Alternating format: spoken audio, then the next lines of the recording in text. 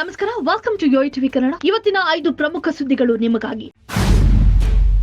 ಮರಳಿ ಬಿಜೆಪಿ ಸೇರುವಂತೆ ನನಗೂ ಸಾಕಷ್ಟು ಒತ್ತಡ ಬಂದಿದೆ, ಆದ್ರೆ ನಾನು ಕಾಂಗ್ರೆಸ್ನಲ್ಲೇ ಇರುತ್ತೇನೆ ಎಂದು ಶಾಸಕ ಲಕ್ಷ್ಮಣ ಸವದಿ ಪ್ರತಿಕ್ರಿಯಿಸಿದರು. ನಾನು ಕಾಂಗ್ರೆಸ್ ಸೇರಿದ ಮೇಲೆ ಯಾವ ಕ್ಷೇತ್ರಗಳಲ್ಲಿ ಏನೆಲ್ಲ ಪರಿಣಾಮ ಆಯಿತು ಎಂಬುದು ಬಿಜೆಪಿಯವರಿಗೆ ಅರಿವಾಗಿದೆ. ಈಗ ನನ್ನನ್ನು ಮರಳಿ ಪಕ್ಷಕ್ಕೆ ಕರೆಯುವುದು ಅವರಿಗೆ ಅಗತ್ಯ ಮತ್ತು ಅನಿವಾರ್ಯ ಎಂಬಂತಾಗಿದೆ. ಬಿಜೆಪಿಯಲ್ಲಿರುವ ಕೆಲವು ಅಳಿಯ ಗೆಳೆಯರು ಪದೇ ಪದೇ ಒತ್ತಾಯ ಮಾಡುತ್ತಿದ್ದಾರೆ. ಯಾವ ಒತ್ತಡಕ್ಕೂ ಮಣಿಯುವುದಿಲ್ಲ ಎಂದರು.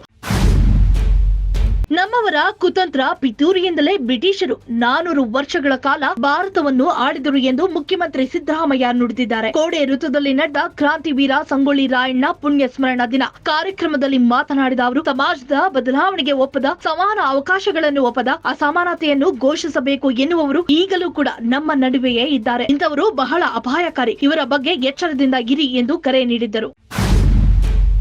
ಲೋಕಸಭೆ ಚುನಾವಣೆಯಲ್ಲಿ ರಾಜ್ಯದಲ್ಲಿ ಅತಿ ಹೆಚ್ಚು ಸ್ಥಾನಗಳನ್ನು ಗೆಲ್ಲಬೇಕೆಂದು ರಾಜ್ಯ ಕಾಂಗ್ರೆಸ್ ನಾಯಕರು ತೀವ್ರ ಕಸರತ್ತು ನಡೆಸುತ್ತಿದ್ದು, ಈ ಮಧ್ಯೆಯೇ ಕಾಂಗ್ರೆಸ್ ಶಾಸಕ ಶಾಮನೂರು ಶಿವಶಂಕರಪ್ಪ ಅವರು ಬಿಜೆಪಿ ಸಂಸದ BY ರಾಘವೇಂದ್ರ ಅವರನ್ನು ಮತ್ತೊಮ್ಮೆ ಗೆಲ್ಲಿಸಿ ಎಂದು ಕರೆ ನೀಡಿ ಅಚ್ಚರಿ ಮೂಡಿಸಿದ್ದಾರೆ. ಜನರ ಅಭಿಲಾಷೆಯಂತೆ ರಾಘವೇಂದ್ರ ಅವರು ಜಿಲ್ಲೆಯಲ್ಲಿ ಸಾಕಷ್ಟು ಅಭಿವೃದ್ಧಿ ಕೆಲಸ ಮಾಡಿದ್ದಾರೆ. ಮುಂದಿನ 2-3 ತಿಂಗಳಲ್ಲಿ ಲೋಕಸಭೆ ಚುನಾವಣೆ ನಡೆಯಲಿದೆ. ಮುಂದೆಯೂ ಕೂಡ ರಾಘವೇಂದ್ರ ಅವರನ್ನು ಆಯ್ಕೆ ಮಾಡಬೇಕಾಗಿರುವುದು ಜನರ ಕರ್ತವ್ಯ ಎಂದಿದ್ದಾರೆ.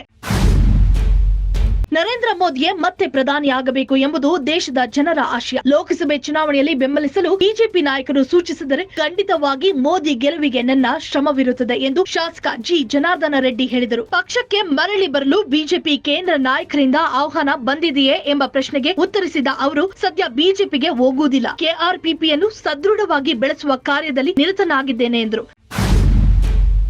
ಮಾಜಿ ಮುಖ್ಯಮಂತ್ರಿ ಜಗದೀಶ್ ಶೆಟ್ಟರ್ ಅವರನ್ನು ಪಕ್ಷಕ್ಕೆ ಸೇರಿಸಿಕೊಳ್ಳುವ ಉತ್ಸಾಹ ಕಾಂಗ್ರೆಸ್ ಅವರನ್ನು ಸಚಿವರಾಗಿ ಮಾಡಲು ತೋರಲಿಲ್ಲ. ಕಾಂಗ್ರೆಸ್ ಹೇಗೆ ಮೋಸ ಮಾಡುತ್ತದೆ ಎಂಬುದಕ್ಕೆ ಜಗದೀಶ್ ಶೆಟ್ಟರ್ ಅವರೇ ಸಾಕ್ಷಿ ಎಂದು ಮಾಜಿ ಪ್ರಧಾನಿ ಜೆಡಿಎಸ್ ವರಿಷ್ಠ HD ದೇವೇಗೌಡ ಕಿಡಿಕಾರಿದ್ದರು. ಕಾಂಗ್ರೆಸ್ ಜೊತೆಗೆ ಮೈತ್ರಿ ಆದಾಗ ನನ್ನ ಮಗ ಸಿಎಂ ಆಗೋದು ಬೇಡ ಎಂದೆ, ಆದ್ರೆ 13 ತಿಂಗಳಲ್ಲೇ ಸರ್ಕಾರ ತೆಗೆದರು. ಕಾಂಗ್ರೆಸ್ನವರ ದೌರ್ಬಲ್ಯ ಇದು. ಕಾಂಗ್ರೆಸ್ ಹಂತವಾಗಿ ನೆಲ ಕಚ್ಚುತ್ತಿದೆ ಎಂದು ಲೇವಡಿ ಮಾಡಿದರು. If you like this video, ಬೇಗ ಲೈಕ್ ಮಾಡಿ, ಕಾಮೆಂಟ್ ಮಾಡಿ, ಶೇರ್ ಮಾಡಿ ಹಾಗೂ ಯೋಯೋ ಟಿವಿ ಕನ್ನಡವನ್ನು ಸಬ್ಸ್ಕ್ರೈಬ್ ಮಾಡಿ.